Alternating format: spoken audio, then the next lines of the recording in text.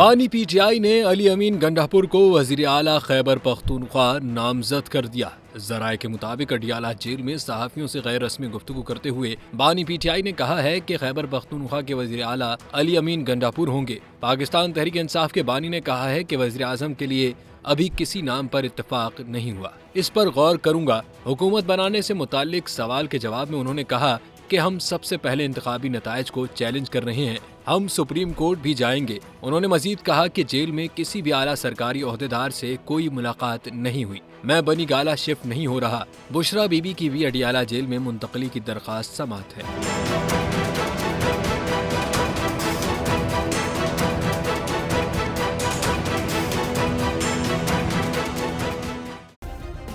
Subscribe करें और bell दबाएं ताकि कोई खबर रह न जाए।